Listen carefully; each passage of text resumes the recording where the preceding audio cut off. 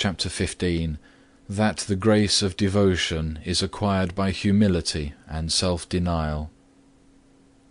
The voice of the Beloved. Thou oughtest to seek earnestly the grace of devotion, to ask it fervently, to wait for it patiently and faithfully, to receive it gratefully, to preserve it humbly, to work with it diligently, and to leave to God the time and manner of heavenly visitation until it come.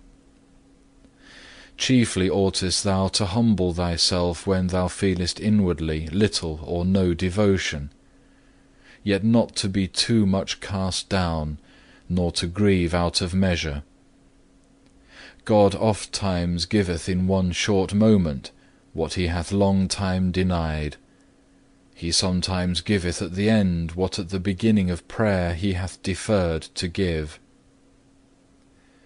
If grace were always given immediately, and were at hand at the wish, it would be hardly bearable to weak man.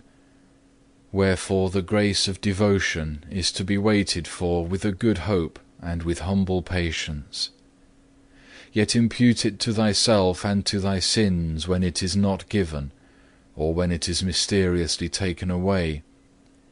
It is sometimes a small thing which hindereth and hideth grace, if indeed that ought to be called small and not rather great, which hindereth so great a good. But if thou remove this, be it small or great, and perfectly overcome it, thou wilt have what thou hast asked.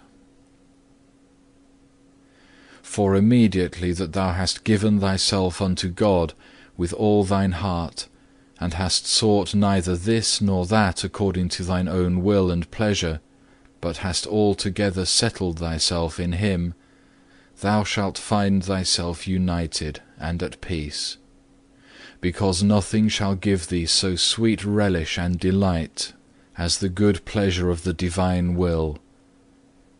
Whosoever therefore shall have lifted up his will unto God with singleness of heart, and shall have delivered himself from every inordinate love or dislike of any created thing, he will be the most fit for receiving grace, and worthy of the gift of devotion. For where the Lord findeth empty vessels, 2 Kings 4, there giveth he his blessing. And the more perfectly a man forsaketh things which cannot profit, and the more he dieth to himself, the more quickly doth grace come, the more plentifully doth it enter in, and the higher doth it lift up the free heart. Then shall he see, and flow together, and wonder, and his heart shall be enlarged within him. Isaiah 60 verse 5.